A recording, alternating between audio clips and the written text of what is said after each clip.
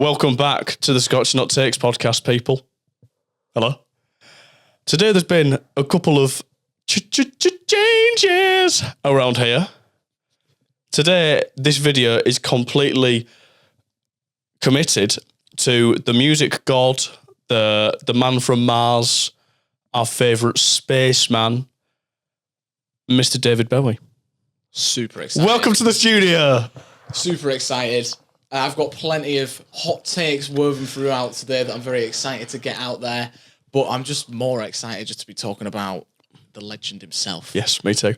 Usually we would start these videos by talking about what we've been listening to, what's been going on. But to be fair, our week this week has just been Bowie week. Yeah. It's been National Bowie Week. And not much new music because it was just dominated by Taylor Swift. The only thing I've been aware of was Taylor Swift. And obviously, I mean, everyone can have their own opinions on that. But all I will say is the Sabrina Carpenter effect is a real thing and sex sells.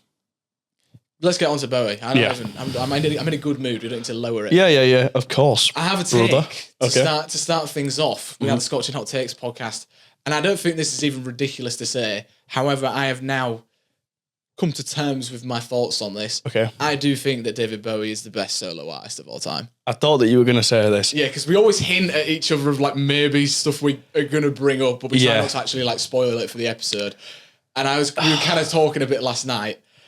So I feel like you got that impression, but yeah. Yeah, it's really difficult because he's 100% a contender. I think I prefer Lou Reed. Yeah, I know you would.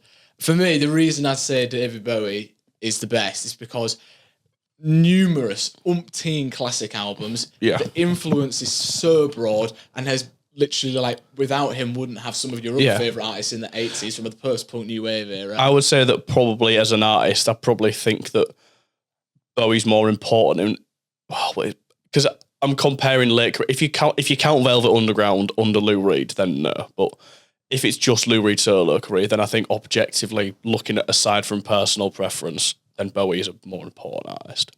Yeah, no, definitely, and as well, just like he's just a sick guy. Yeah, so cool. Definitely a nicer guy than Lou Reed.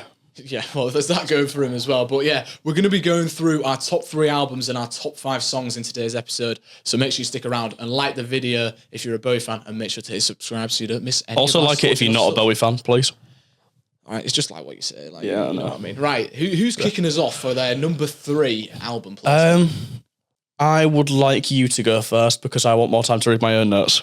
How about that? You're going to do a little bit of revision while I'm talking. Okay, coming in at number 3. And this was one of the hardest decisions to make, is in like what's going to be third and what's going to unfortunately have to miss out in today's video. Yeah, I have Station to Station at number 3. Okay. Explain yourself. Well, I will just say that it is a strong 9 off the bat. Mm-hmm. It's a strong 9. Like there is no misses on this project, and that's probably why this is like up there in my top 3, because it's just banger after banger. Like the tempo's relentless, the genre blending of that like American soul funk, and then just like predating the Berlin era with that slight little, you get that little sort of sprinkle of that like krautrock inspiration coming in that you then obviously later explore in albums like Low. I just think, I mean, the title track is that what it's called? Krautrock? Krautrock, yeah. Is that not supposed to be Tangerine? Is that not like supposed to be like offensive? Like calling a German a kraut? That's just what the genre's called. Fair play. You not heard of that before? No. All right, no, it's kraut. Well, I've only heard kraut in like that's what they'd call the Germans in World War II. Myself for that now, but no, I'm sure it's called krautrock. Well, if there's any German people out there that we've just discriminated towards, then my bad. Well, Sam's bad. No. I was just going to get cancelled. No, I'm sure it's krautrock. Oh, work nonsense is fine. But yeah, the title track, 10-minute absolute epic, just amazing album intro. Yeah. Kind of gives like proggy vibes because it's like there's almost like 6 different sections to it. Super catchy segments. Yeah. Experimental as well with like that initial train noise. Yeah. And then you get into the more American funk soul sort of blending stuff on Golden Years. And then you get that European electronic and avant-garde sort of sensibilities throughout the rest of it as well. Just all the songs are pretty much on the same level for me. Like, it's just such a consistent album. Yeah. And it's kind of like that transitional point between the glam era and then the Berlin era. Yeah. And I really like that. Because a lot of the time, like, I think I mentioned this in our Beatles video, that I didn't think Rubber Soul was maybe as strong as some other albums because it felt like it was stuck in transition. And I feel like maybe you didn't get the best of both worlds. However, in this situation, I do think Station to Station is one of those transitional albums that still has such a strong identity of its own. I do think therefore it has just some incredible music and just like a cultural moment around it. It makes so much sense to me for that to be in your top 3. I'm a little bit like worried that it's maybe not gonna be in yours. But I mean, I'm not worried because as I was saying to you yesterday, wasn't I, that the top 5 all could, and I would have rather have mentioned in today's episode, but only could choose 3. There is going to be a lot that obviously we can't have in, because I know that in my album draft, there was 6 or 7 that I thought were going to be in the top 3 somehow. And in terms of songs, genuinely like 40 that I had to cut down to 5. Horrific. I do also think, this is just my opinion now, this could change. Yeah, well, that's the thing. Like, I want to make that clear, because I don't like how concrete we've been with, like, this is what I think and this is my rating of it. My ratings might change, my orders might change. Well, I don't even have a frontal lobe fully developed yet. I'd say as well, like, I would also give albums 4th and 5th, which I will reveal at the end what they are. Yeah. I also think they're strong 9s. Like, I think they're all on that level. So, like, the fact that they're missing out more just comes down to, like, how much I just purely enjoy the material, like, in the album. Yeah. I mean, I know that's obvious anyway, but on 4 and 5, there's just, like, 1 or 2 slight moments that I just think don't let it down, but mean that it can't make the top 3. But that's all I have to say about Station to Station. What an album. Go for it. Number 3. Number 3 for me is Ziggy Stardust. Okay. For me, it's just an album of complete hit after hit. And already I will say, also agreeing, starting off at the very least a very strong 9. It's top 3 and it's one of the best albums I've ever made. Yeah. And there's still 2 that are better than it, in my opinion. It's just completely relentless in like some of the more heavy hitting ones and everything, but at the same time has so much powerful emotional moments, like kind of sewn throughout it at different times. It's paced incredibly. It feels like going to the theatre or watching a film and just completely going. And the concept of it, obviously, songwriting masterpiece. And then it's also the thing we were talking about the other day. It sounds live, but at the same time feels so perfectly pieced together and calculated in a not like a robotic way, like an organic way, like it's just meant to be that way. Yeah.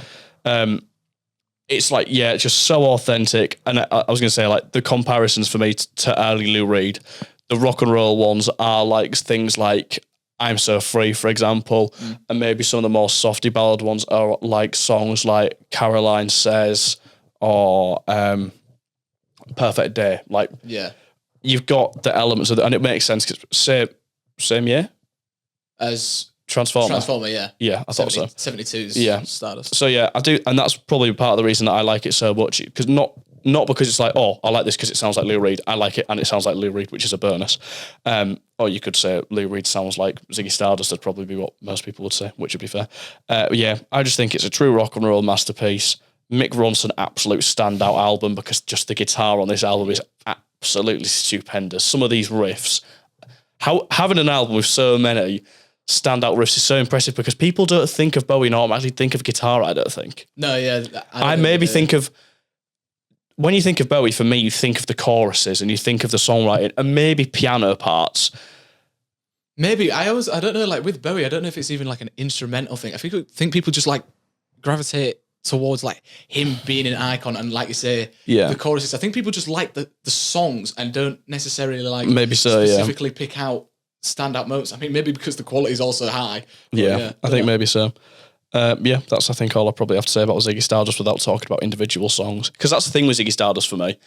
It's an album of songs more than an album that's an album for me. As much as it is a concept album, for me, what stands out to me is more, I like it more because of the songs rather than the full packaged album. Because there is a couple of songs on here that aren't as good as others. So I don't think it's a completely consistent album. Okay. Can you highlight any weaknesses? I don't think Star is the best song ever. Okay. And Lady Stardust isn't. But it's the thing, like, they're still really good songs. Yeah. They're just not as strong as others. When you've got songs like Suffragette City on there, like, Yeah. The highs are very high. The highs are very high, and the lows are still very high. It's just not quite the same. But yeah. Well, you just mentioned lows there. Low is my number 2. Okay. A lot of people, I think, like kind of now are under the sort of, there's like a general consensus or like at least the popular opinion that this is like by far his best. I think it's definitely up there. I've also given this a strong 9. And it's probably maybe his most like adventurous, maybe even his most influential work as like a solo sort of project. Obviously working with Ina and Tony Visconti, they are just a force to be reckoned with. I love as well, and I've spoken about this many times on the podcast so far, how Remaining Light is one of my favourite albums of all time. And one of the main reasons for that is how it's structured with the 2-sider sort of thing. You're getting it again with Low. The first side, super punchy, experimental pop rock. You've got abrupt song structures. There's literally not even a second of filler. It's just flawless. Songs like Sound and Vision, Be My Wife, What in the World. What in the World in particular makes sense for me to like it so much. That one does give massive Talking Heads vibes. Yes. But I just love the mood of this album. It feels alien. It's kind of cold, but introspective. And then at the same time, it's a bit sort of like robotic and it's just so unique. And the second half in particular is like, I mean, I know people rave about the album, but the second half is so underrated. Yeah. When you're getting into like krautrock style, I'm just going to keep saying it just to keep getting cancelled if I am going to get cancelled for that. It could be like the least offensive thing ever. I actually think it is just I swear that it's just a in my head, it's like the same as like calling Americans Yanks, because I just associate it with like World War II, what they'd call each other. Whereas Yanks, some people say it's offensive now. I don't know.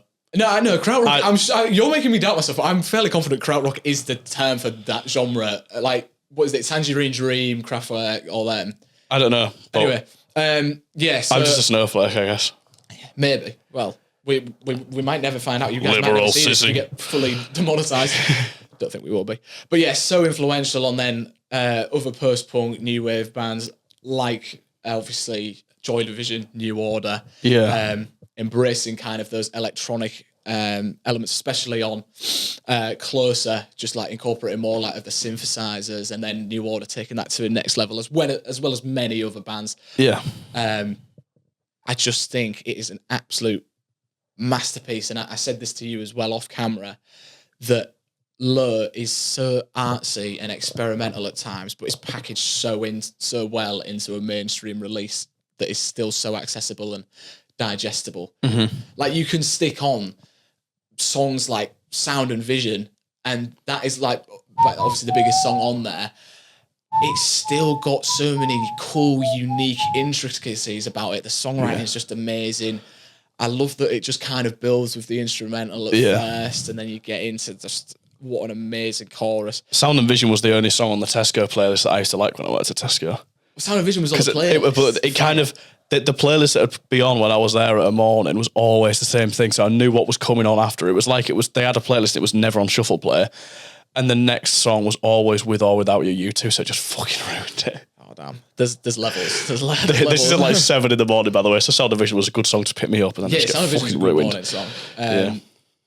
Yeah, don't really have much more to That's say. the colour of my room where I will live.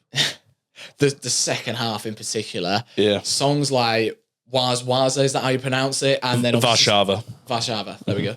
See, we're helping each other out with our different probably terms. If you're not doing anything, it's probably like Warszawa or something. Yeah. And then Subterraneans. Those songs just have such like an emotional attachment to them. Yeah. There's so much like emotion written in those instrumentals. Obviously, Eno at his best doing what he does. Yeah. But yeah, just the moods that are created from those soundscapes are just like no other. Yeah. It's so influential as well. Like, just absolutely. Well, massively. That's a good book to read if you're ever interested in the. And I recommend this one. I've recommended it a couple of times.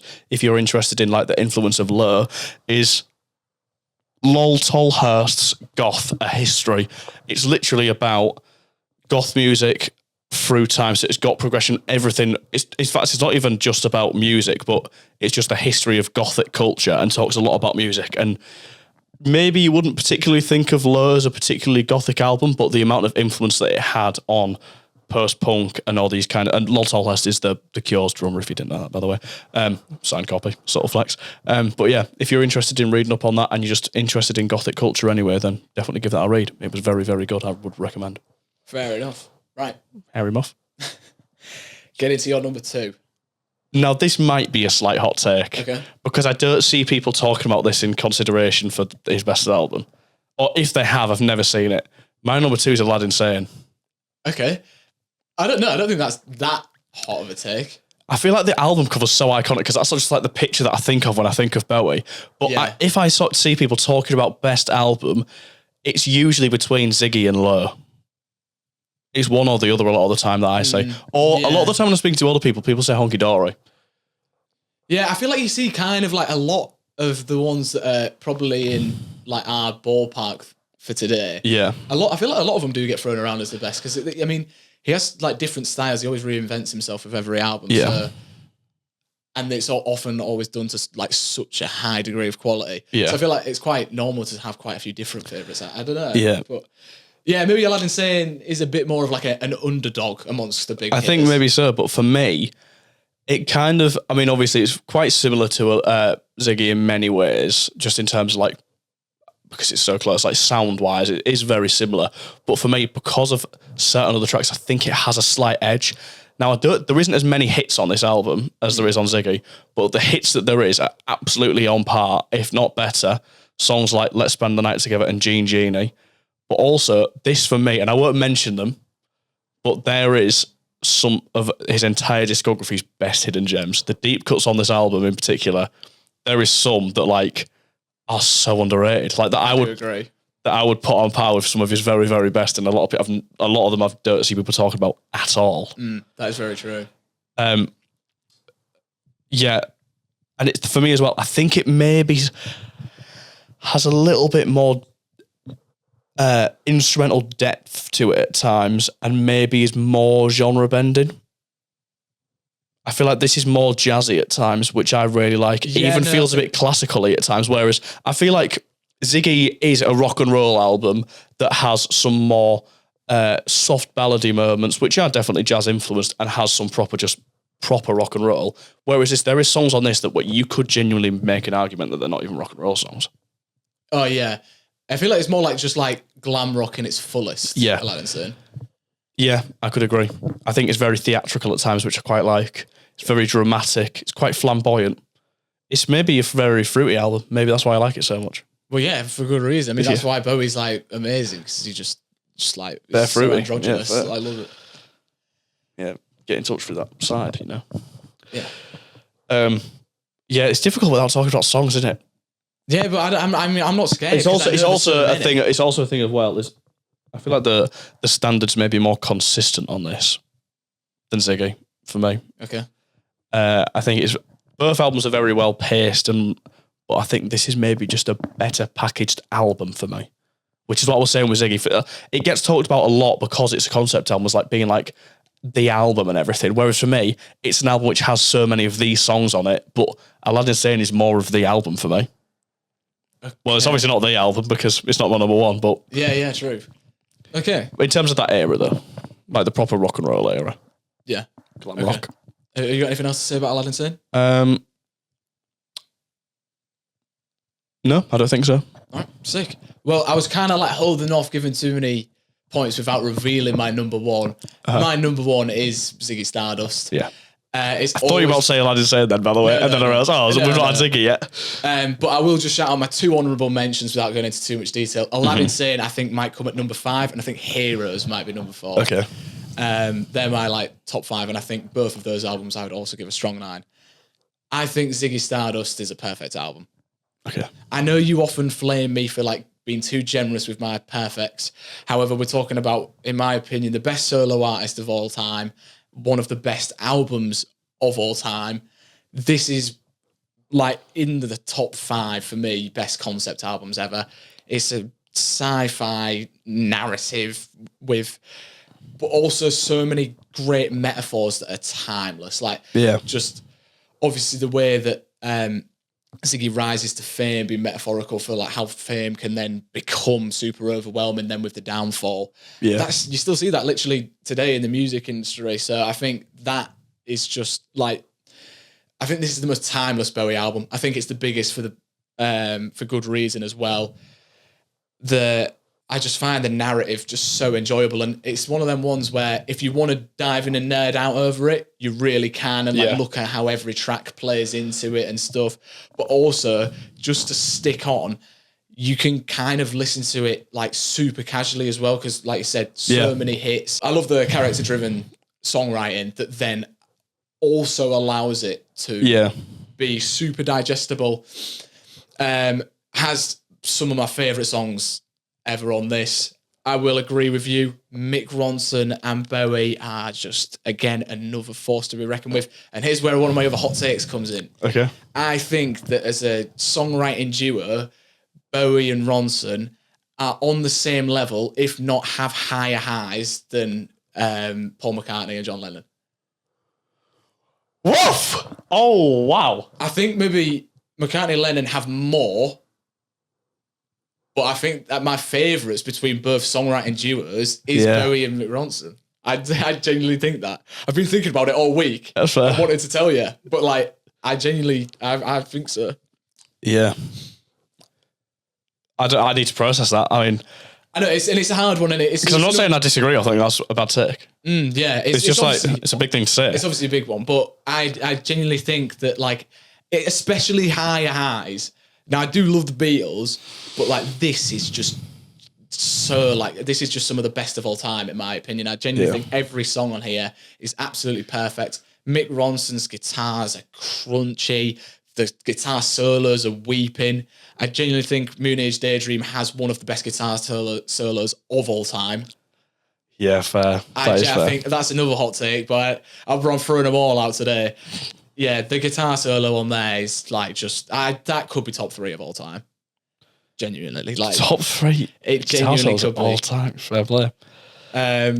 Obviously, for me, this is like the album because it's so well packaged. It's like it's sub 40-minute run time, so it's like my perfect length. But there's so much value, so much diversity. Songs like Moon Age Daydream, contrasting them with like Starman, Suffragette City, Lady Stardust. I mean, the whole thing, like there's so much diversity, and I've obviously been looking into kind of like the backstory and stuff around it as well. And apparently Bowie liked to get everything done in maximum 3 takes, but a lot of it was done in 1 take, which gives it that live feeling. Which I just love, like on 5 Years and stuff. It just feels like he's just like setting you up for this amazing story. It's so theatrical, it's so dramatic, and it's such a rewarding. Listen, like, I'm genuinely obsessed with this album as of this week. Like, it's always been my favourite, and it wasn't too surprising that this was going to land my number 1. Yeah. Because out of all his albums, this is the one that I've enjoyed for just the longest anyway. Yeah. So yeah, I wasn't too surprised about that, but just nerding out over it this week, I'm fully obsessed with it. I feel like my rotation is still going to have this in. Well, it's quite a few Bowie albums, to be fair. Probably on my top 3 I'll still be listening to throughout this next week, but I know I'm definitely going to be I'm obsessed with Ziggy Stardust. I just think it's such a cool persona. I think it also, another hot take, I think it's the best alter ego anyone has ever created in music. I think Ziggy Stardust is the best alter ego. Yeah, fair. And I do like it when people do like have alter egos. Like I really like it when, obviously this is crazy, but like you'll understand, like Tyler the Creator, I like his alter egos and stuff. Doom. Doom, that's another good one. But I do think that Ziggy Stardust is just the best because it did actually, like the story that he tells in the album actually then did end up happening to him, where he was just touring all the time. He didn't even see the band and was just getting really overwhelmed, not eating properly and all that sort of stuff. Yeah. And he actually kind of started to almost, obviously didn't have a downfall commercially, but just on like a personal level, he was obviously really struggling. But that's because of how much he bought into this Ziggy Stardust persona, where it literally blurred the lines of like what is Bowie and what is Ziggy. Yeah. Like it was just, it's just otherworldly. I could go on and on. Like I just fucking. That's one of the things that makes him such a interesting character as well. It's like, who is Bowie? Yeah, exactly. Because he's not any of these people, or is he? Are they all him? Are they all part of Bowie, or is Bowie just Yeah. Which ones are any of them actually him? Yeah, he's just he actually is otherworldly. Yeah. I mean, again, plays into the concept, but him himself feels like someone that's come down from another universe. I agree. Yeah, Ziggy Stardust #1. No, I've not had the same experience as you. In that I thought in my head, I thought I knew what a #1 was, and it isn't. So it's a bit of a surprise. There's been a switch around. I thought Lure was my #1. Wait, so Lure's not in the top 3? I know, and I was confident it was going to be in the top 3, and it was. It was yesterday. Yeah. Okay. My #1 is Heroes. Okay. Like I said, it's top 5, so I think for me, just the Berlin series, particularly the first 2, is where he's just completely mastered his craft for me. Mm-hmm. And I think for Lure, he's incredible. For me, all of my top 5, so my next ones after this, I would have Low at 4th, and I think I'd have Diamond Dogs at 5. And then Station, then Hunky Dory. Station to Station, that's way too low. That's not a 6th. Nah. I prefer Low and Diamond Dogs. No, I think Diamond Dogs would be up there. I'd probably come in at 6th or 7th for me. Oh, yeah. That and Young Americans would probably be... Oh, no, Black Star as well would be up there. Yeah, it's too tough. I know, it's really difficult. Yeah, carry on. But yeah, I think for me, so the standout things for me, which is surprising, it's not surprising, is the ambient stuff, because I just love it. Not that it's necessarily his best stuff, it's just how it's used in these albums, and there's a good balance. But for me, first of all, I can't spoil too much, but there's no way of talking about Heroes without talking about the title track. Oh, well, yeah, of course.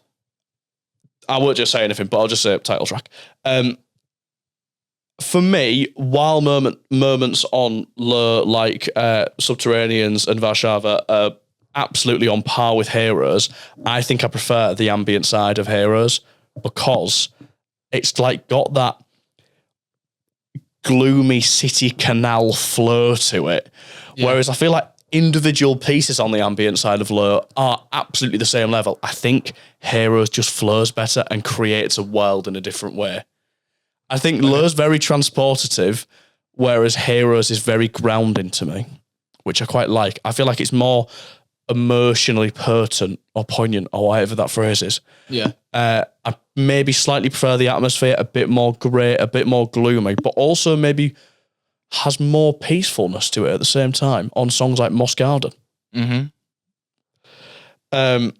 Yeah, I think it's just got that slight edge. I think Sound and Vision is probably the best song of like the more commercial side of Lure, not the ambient side, the first half. Yeah. Sound and Vision is the best.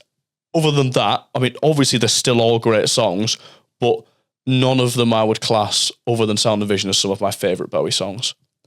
Right, okay. Heroes, they do the same thing for me. Heroes just does both things slightly better. I think the hits are slightly better, and I think the ambient side flows better. And Lure feels like two sides, whereas Heroes feels like one album that just has two styles in it. It feels like a fade through rather than one side, second side. It feels like more of a long transition. Yeah. Which I quite like. Because I think that's it as well. For me, it doesn't feel like it necessarily goes from Lure kind of peaks in terms of commerciality at Sound and Vision, and in terms of just rock and roll, still very experimental and very intricate, but then it just completely changes, and it's like it doesn't flow the same. Whereas Heroes, I feel like, starts with Beauty and the Beast, Joe the Lion, and Heroes and everything, and it's got that commerciality. But with Heroes, Heroes in particular, obviously you're getting that feedback synthy mixture that has the melody, and you're already transitioning into the ambient side while still in the first side. Yeah. I mean, I feel like there's moments like that. And it's a perfect album as well. Oh, Heroes is a perfect album. Yeah. Which is the reason that it was just slightly above for me. Whereas I think literally the next 5 or 6 albums after that are all very high 9s. Yeah. I think all of them are like nearly perfect. I could end up one day saying that all of them are 10s. It's just fully a mood thing. Yeah. But yeah, I just think Heroes is a perfect album. It's perfect for me. There's nothing about it I don't like. I love every single song. It's as simple as that. Yeah. I mean, valid. The reason that Heroes didn't actually make my top 3 is because I actually think it's slightly less consistent than Lure for me. Okay. I actually don't really like Beauty and the Beast. I find the writing a little bit weird and the chorus just a bit goofy. I don't know. It's just like it's just one of them ones where it's like I don't know. Yeah. It's like it's a rocker, and I don't think it's a bad song by any means. Yeah. To be fair, that as much as they are the songs with the lyrics, so you'd be thinking, oh, maybe you should focus more on the songwriting. But the thing is with Heroes for me, there is songs on there. Obviously, Heroes is a songwriting masterpiece. Yeah. But for example, Beauty and the Beast, it's massively just an instrumental thing for me. Yeah. No, the instrumental's sick. Yeah. Personal favourite for me on there as well, Blackout. Yeah. The synths are insane on that. It's all insane. And I was just sharing with you as well, when I was listening to Heroes the other day, songs like Sense of Doubt, Moss Garden on that second half really moved me. Like really moved me. I was doing some cleaning at the time and I just sort of come back into my room. I just sort of sat on my bed as it was playing. And I really just like, I couldn't sort of get back up and do cleaning because I just got like into my head. Not in a bad way, because it was kind of like... So, I mean, it's grounded. Yeah, it doesn't transport you, it brings you very much within yourself. Yeah, and you've said this before about albums like The Moon and the Melodies, which is up there, Cocktail Twins. I get a similar feeling from this as you do from songs like Why Do You Love Me, where you just feel like everything's getting flushed out of you. And I was just like... I just took a break and I listened to the rest of the album, not in the background. I was just paying attention to all the layers. Yeah. And the only other thing with Heroes is I kind of wish that the outro... was also part of the ambient experimental stuff. I feel like that's why I prefer Lure, because it all is like I quite like the divide. Fair. Yeah. But yeah, I just wanted to share that. That is why I brought The Moon and the Melodies down, because the songs like Moss Garden in particular, and almost like the soaring sounds that were happening at points was very what the fuck is it called? The one that's like got the weird name like Croinal or something. I can't remember what it's called. I don't know the name. But I think Heroes... It's an album where you don't look at your phone when you're listening to it. Yeah, fair. Heroes, the instrumental of that track, also could be something you'd find on Heaven or Las Vegas, I think. Yeah. That just like ambient sort of synthy, just otherworldly texture is amazing. Yeah. Newcomb or whatever. Coinal, whatever I said. Yeah, right. Should we get into our top 5 songs? We can, yeah. Do you want to kick off again, or do you want me to kick off? I'm quite happy to just keep the ball rolling if you'd like. Yep, fine by me. This was tough, bro. This was really hard. Yeah. I've said that number 5, which you probably won't actually agree with based on what you've said, I think the title track Station to Station is his 5th best song. Yeah. It kind of has that proggy structure, which is right up my avenue. One even in like my considerations. Yeah, no, I love it. I love how it transitions from the different sections. The genre blending's amazing. Super catchy second half as well. It's just a banger. And the first half's cool because it kind of like just builds up, and then but once it's in full form, that's when it's like when it peaks. And I think it just starts the album off absolutely amazingly. And I just love, in particular, on the album as well, I should have mentioned this, how each song is given so much runtime, because it's only 6 tracks long, and it still runs your usual duration of an album. Yeah. And this song is the perfect example of that. Mm-hmm. Every bit of that like 10-minute runtime feels necessary and feels so just like it has such an important identity within that track. Yeah, love Station to Station. My number 5, comfortably the best of his any early song. One of the best songs ever written, Space Oddity. Is it? Okay. That wasn't actually a consideration for me. Really? Yeah. See, I'd pick that over all... Oh, wait, well,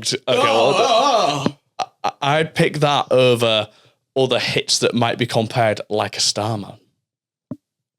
No, Starman is better than Space Oddity. Space Oddity feels so much more intricate to me.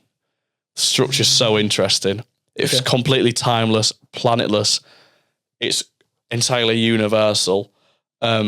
It's one of the biggest for a reason, and that's the thing that stands out for me. It's the structure and the songwriting. It's kind of like the build up to the chorus and everything, and then the weird bridges and the bit where it's got like the like it feels like an orchestral piece rather than a pop song.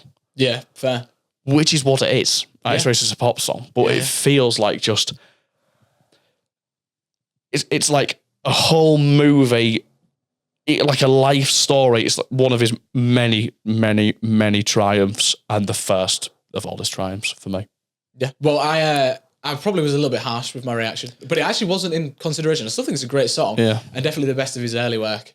I mean, he was considered for a while to be a one-hit wonder because of that song, because it was just kind of levels above everything else he was doing in that era of his career. Yeah, I don't think it's a bad take, but not necessarily for me. I think he has a lot of other. Yeah, to be fair, it makes sense because I feel like with Bowie in particular, he's still got that almost whiny voice that you don't like as much, and a lot of it is much more acoustic, so it's automatically not going to be as much your thing to me in my head. Yeah, I don't know. Even of that style though, some of his more I don't know, minimal ballads I think are better. Anyway, number 4. I don't care if this is like a basic one. Let's Dance is 100% a top 5 Bowie song for me. This is one of my favourite party songs of all time. I always reference when we've had a few drinks, we've got the speaker on. Let's Dance is an absolute go-to. And as much as it is a pop song, and I don't think the album's particularly consistent or great, this is still a very artsy and experimental pop song. The horns are wailing.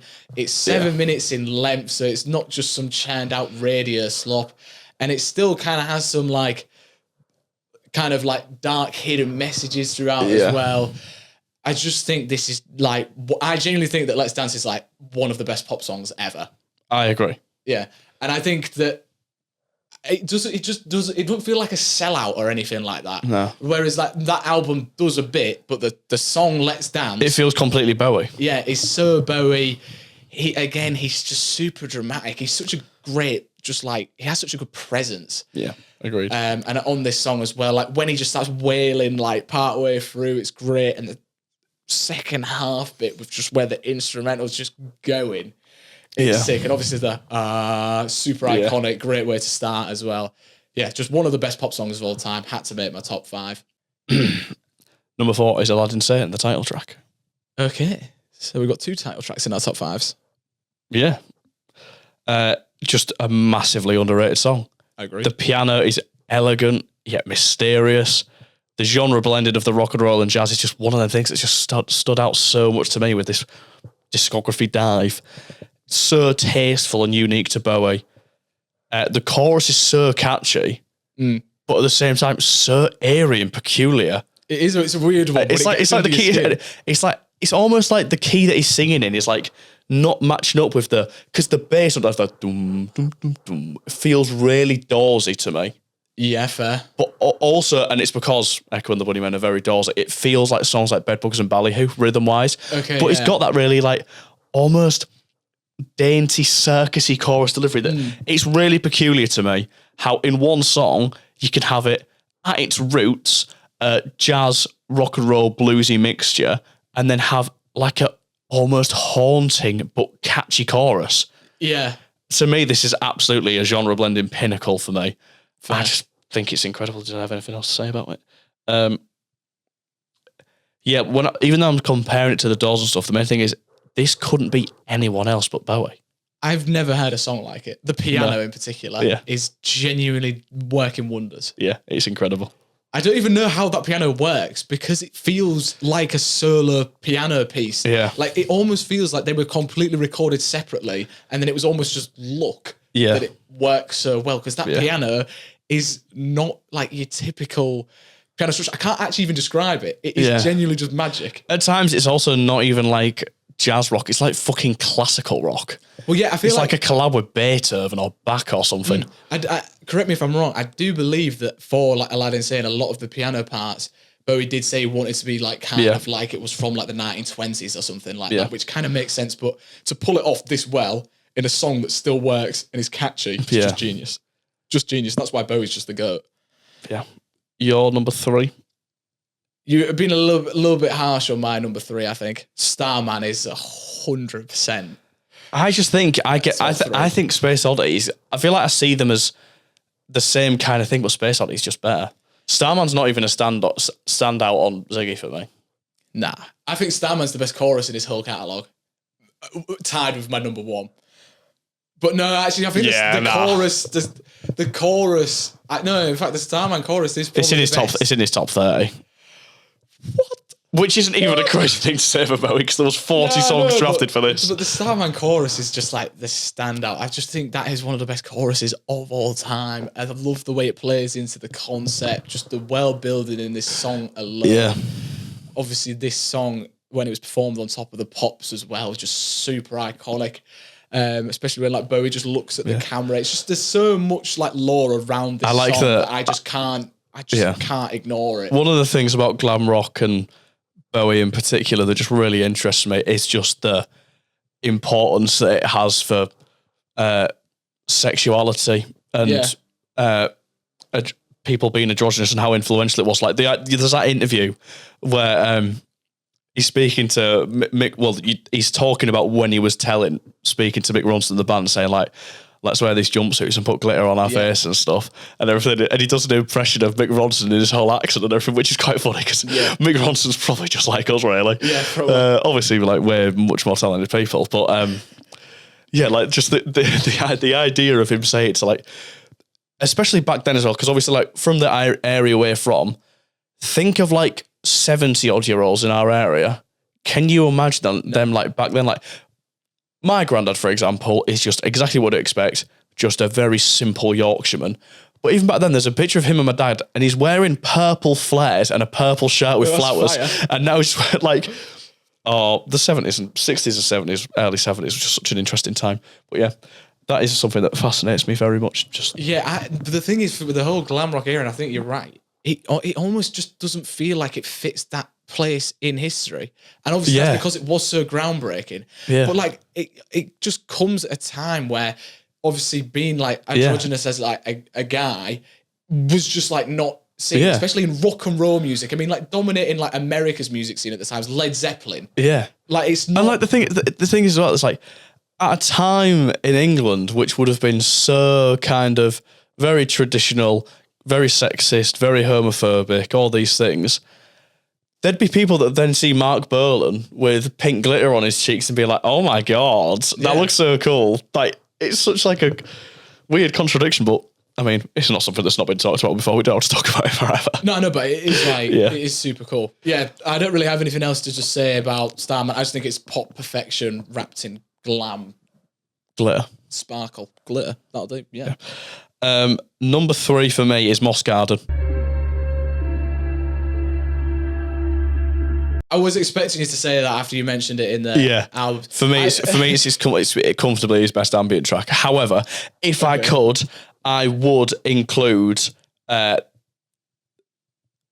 Sense of Doubt before it and Yukon, whatever, after it.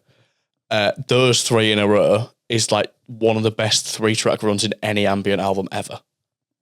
It's absolutely incredible. And the only reason I picked Moss Garden was because I think it maybe has the standout moment of that flowing section. It's like this incredible mixture, which is just so obscure but works so well. Obviously, the whole of Lur has this kind of brooding hum of grey, industrial, Central European synthesizer sounds. Having like a Eastern influenced picking melody over the top of that. So weird. By the way, you're talking about Lur there. Do you mean Heroes? Sorry, did I say Lur? Yeah, I said Lur. Yeah. Sorry. Heroes. All good. On Moss Garden, that to be fair, Lur has the same kind of thing with the I think you're right that Heroes does feel more grey. Yeah, which is probably why I like it. Like, please just carry on talking. Yeah, sorry. You know exactly what I was about to say there. Hate my mom.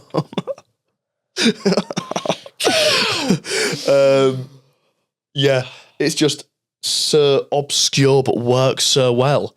Why would you, if you took out that, it sounds, I said to me, this sounds like a song. You're struggling a little bit. You just said, I said to me. Look. Just having a convo with yourself. Smoked before this. Didn't. This sounds like it was a song that was made at the same time by a producer in Berlin and a producer in rural Japan.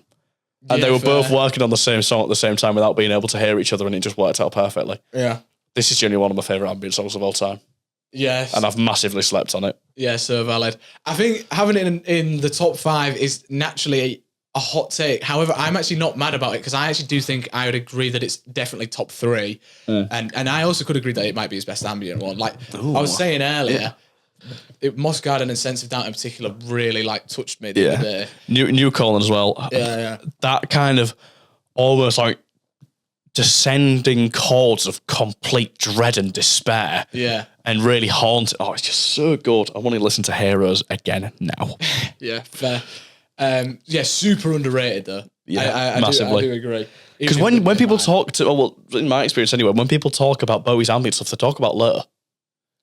Yeah, I just feel like the ambient stuff in general is just so underappreciated. As if Heroes as an album, I don't see talked about that much other than the song Heroes. Yeah, I think it does overshadow the rest of the album a bit. Maybe so, yes. Your number 2? Heroes, the song Heroes. Cool. Yippee! Cool. No, this is just, wow. This is just if you want... Songs of all time. You what? One of the songs of all time. Yeah, I was going to say, if you want a foundation and like a ballpark for what is a perfect song, just play Heroes by Bowie. This is genuinely songwriting masterpiece. The atmosphere, the fact that this is 77 is unbelievable. I was saying a little bit before as well. This could be like something you'd hear in the proto shoegaze sort of era, instrumentally anyway. Yeah. And obviously Bowie's songwriting is just amazing. I love that Visconti had the unique mic arrangements as well, where there was 3 different mics, and depending how loud Bowie sang, depended on, then would accord to which mic picked it up. So you get this obviously building energy throughout the song as well. It's just so unique, and I feel like a lot of modern day music is kind of just lacking that like studio innovation and stuff now. Maybe because technology's just advanced so much and a lot of it can do it for you. But there's these moments like in the 70s in particular where that thinking outside the box just makes a world of difference. Yeah. And the energy from Bowie in the second half is just so dramatic again. It's just absolutely amazing. Yeah. I can't even put into words like how good this song is. You know what really annoys me? What? The radio edit. I've never even heard. I might have heard it, but I've not clocked onto it's just like the song, but made to be like 2.5, 3 minutes or something. It just cuts off of the book. It's genuinely one of the biggest crimes against art ever. Fuck radio. Yeah, facts. No, that's just, what are you doing? I think it goes straight to the second verse and then cuts out the end bit, so you just get the middle of the song. You get no build. Yeah. No, the build's where it's all at, because even in the instrumental, like the subtleties that just like, you just might pick out a slight little extra layer. Wow. The song just genuinely just makes me passionate to be a music fan. Like, it's just so good. This is why I'm here. This is why we do this. The art life is for me. I was having a genuine moment of just appreciation there. You just had to be sorry. fucking weird. Anyway. Do you want to know my number 2? Yeah. This is my highest take. Not because it's a bad song in any way. I genuinely will back this till the day I die. I'm so passionate about this song now. Lady Grinning Soul, number 2. Number 2? 100%. That's the take from the whole episode. See, I thought I disagree with. When we were talking yesterday and being like, Alchemist sample and everything, I realised now that you were talking about Aladdin Sane. Oh, yeah. This as well, though. The piano is crazy. Yeah. It's insane. I don't know, like the top. I feel like I prefer Aladdin Sane, the title track itself, more. This has a slight edge for me. This has got a grip on me at the minute. For me, it is his most underrated track. Yeah. Because, like a lot of Aladdin Sane, on the album, not the song, very theatrical at times. It could be a beautiful track at a very romantic scene in a musical. Yeah. And I quite like when, especially like the more theatrical side of glam rock. I don't like when Queen are theatrical though. I thought it was quite sensual. My description of the piano was, the dancing piano is a perfect jazzy representation that sounds like the elegant tiptoeing of the lady being discussed. Fucking, don't put that on a t-shirt. Put that in a poem. The very Mediterranean sounding acoustic section is completely gorgeous. A great example of Bowie's talent for genre blending. It infects, soothes, and makes you addicted. I can't stop listening. Sounded a bit. Rolling Stone magazine, employ me. Oh. No, don't fucking. They're shit. No, that was just the first music magazine that came to mind. Yeah, it's just completely like, it's the piano just absolutely blows me Away. I'm glad the away landed there. Second longer and you were in trouble. Yeah. The piano is incredible. The theatrical elements of it, his delivery on this, he's got like, how is he a man? Yeah. Yeah. It's genuinely gorgeous. I'm in love with his voice. I'm in love with him. Yeah, same. Oh. Carry on. I'm fine with it. Anyway, yeah. It's just completely infected me. I can't stop listening to it. Yeah. And it's really annoying me because you're in the house and I can't like have it on constantly because you're like, well, I know that's in the top 5 then. That's something I've realised like the last few days. Obviously, like when ranking the albums, it's easy. Just stick on an album and you kind of get away with it because you don't. Yeah, because you could be listening to me to Learn and be like, oh, he thinks this is number 1. Yeah, or you could be listening to like Let's Dance just to like affirm that it's not great. But you can't put individual songs on because then it gives you fucking ruins it. But I'm so glad. Like after this, we're just going to go listen to Bowie for a bit. Let's just have some tea and just listen to Bowie for a while. I'm so down for Chicken Fajitas tonight. What's the best album to listen to while doing Chicken Fajitas? We can clip this up. What is the best? I don't want to go for a Bowie album. Let's do a shot right now. What is the best Bowie album to listen to while having chicken fajitas for dinner with us two and Drew? I need to think about it for like. Also consider that while we're doing this, while we're having, I also need to buy some running shorts. So maybe that would make a decision slightly different. I actually reckon Low. I feel like Low. While eating chicken fajitas. Well, I feel like the first half, while it's maybe being cooked a bit funky. I mean, Drew's cooking us tea today, so he can be popping his. Yeah, he can be popping his hips. We can be singing along to like Sound of Vision, Be My Wife, What in the World, all that. I'll probably get up and do a bit of dancing. And then the second half, we could kind of just enjoy just the atmosphere. I don't know that I go for a Bowie album with. I want Aladdin Sane on. Yeah, maybe that's actually a better shout. Yeah, maybe. Thank you. Maybe even like, I don't know, like Hunky Dory might be better. It's a bit more like just chill vibes. Wait, I only just realised something. What? You've not even done your number 1 yet. In my head, Heroes was your number 1. No, I was just so passionate. Yeah, I'm waiting. I'm eager. Oh my God, gosh. Yeah, you do it. Do it, girl. Number 1, the best Bowie song of all time, Moon Age Daydream. Oh, by an absolute. I'm an alligator. I genuinely think that is one of the best opening like lines. I'm a mama papa coming for you. He's just sick. It's so cool. And like I said earlier, this is 100% one of the best guitar solos of all time. Like every time I reel back and go, oh, yeah, like it's just so good. I just love it. It was a consideration for me. Yeah. But for me, the best song on Ziggy Stardust is Suffragette City. That was my 5th place yesterday. Wait, hang on, you've not even got your number 1 done though either. Is it Suffragette City? You can just tell me. No. It's not. No. So no Ziggy. There's no Ziggy on top 5. Fuck off. That's not good. That's no good, is it? Wait, no, how? Because like I feel like you said like individual songs are really high. They are. Oh, bro, I'm talking about Moon Age Daydream. I can't even be asked for that. For that. Yeah, the guitar solo is just electric, explosive. Really? And again, she's not like my little joke there. I was just tapping you said the guitar solo is electric, and I went, really? Oh, right, okay. Just something funny I came up with earlier. Terrible. You're interrupting me so much about one of the best songs ever. It is literally one of the best songs ever. Again, so theatrical. Love how it plays into the album. Obviously, it's like Bowie coming down to earth. Sick song name as well. Coming down to earth, I should say. And I genuinely I'm in love with the song. This and Starman are the 2 best choruses in his catalogue for me. I think Starman is just slightly, I don't know, they're on the same level. But this is genuinely just some of the best music created of all time. And it's songs like these that I think are higher highs than the Lennon-McCartney songwriting duo. Songs like Moon Age Daydream, I think, is better than any song Lennon and McCartney have ever written together. Kill me in the comments if you want, but that doesn't actually work.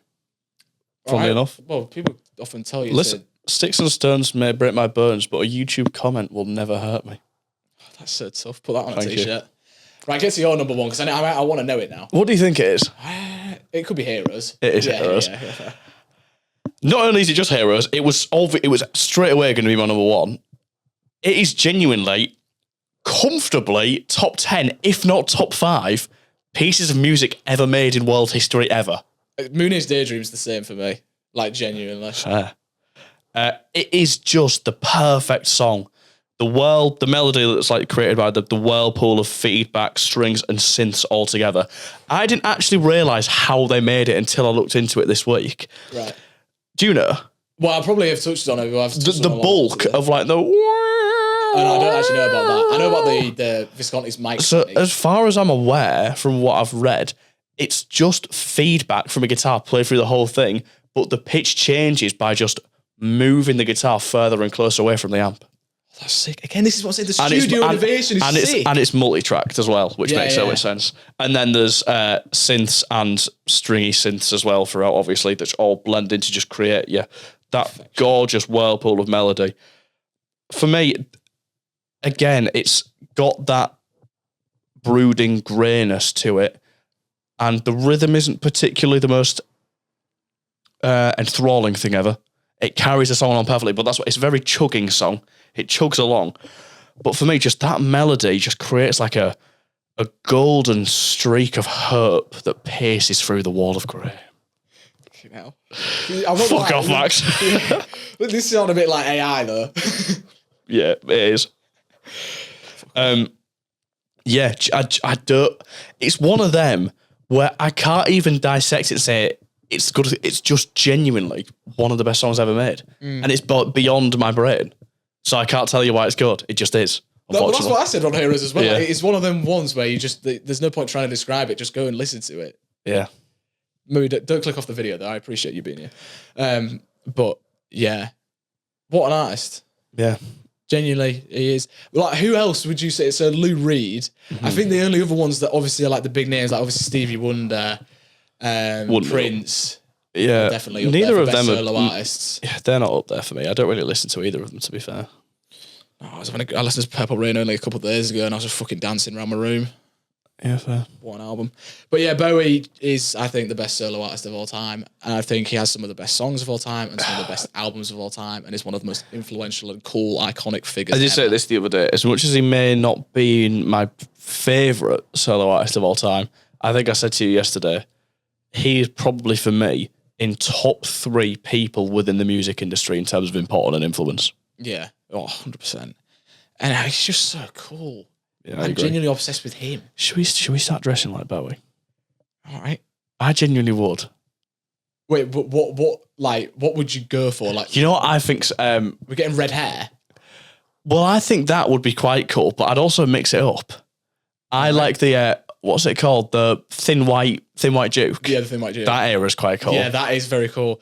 I like the massive long cloaks, like Aladdin Sane era. I like that picture, that really famous one. I don't know what era it is, but I think probably not far, probably around Ziggy era, where he stood and he's like opening his lace in like a bow shape, and he's got like these massive stripy trousers on. Yeah. They're fucking cold. Everything he just does is so cool, and it's so abstract and like abnormal. Yet it just, to him, like you couldn't see him in joggers and a hoodie like I'm wearing right now. Like that's not David Bowie. I just love how fucking cool and humble and weirdly attractive he is. Oh yeah, he could be the person of all time in terms of man crush. Yeah, genuinely. Name someone that doesn't think that Bowie's attractive. And it's such a weird thing as well, because he just isn't objectively attractive. I know. Like, he's a bit funny looking. He's got different coloured eyes. Yeah, he's like, he also has like a mysterious look to him that's not like super sort of endearing. It's quite actually. He looks a little bit off-putting. Yeah, but like there's just something addictive about him. Yeah.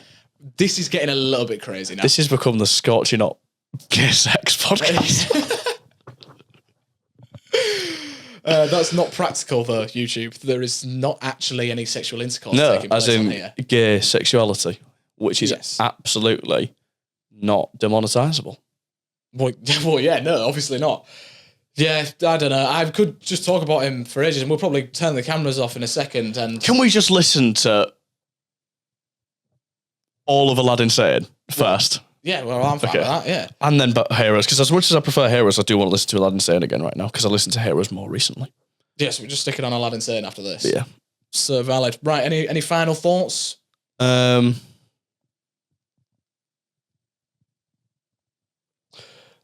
think. Nice. Another thing I want you to think about, I'm setting you a bit of homework. All right. I want you to think about what I said about if Bowie and Mick Ronson Yeah, are I actually am. Yeah. on the same level and maybe of higher highs than Lennon McCartney songwriting duo.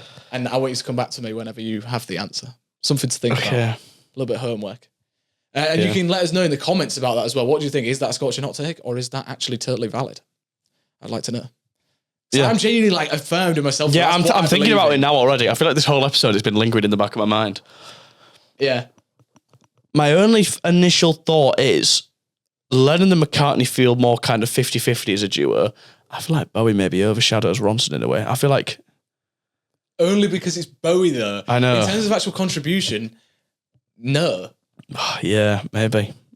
Maybe that's it, though. Maybe it's you just don't see Mick Ronson as quite as prolific. Yeah, that's the thing. Like, Lennon and McCartney are obviously household names. Bowie's a household name. Mick Ronson obviously is a household name, but not to anywhere near the same extent as the three we just mentioned. But yeah. Anyway, that'll probably do us for today, will it not? Yeah, probably. What has happened to you? Sorry, I'm just thinking. I just listened to Moscow. Yeah, I've got heroes playing in my head.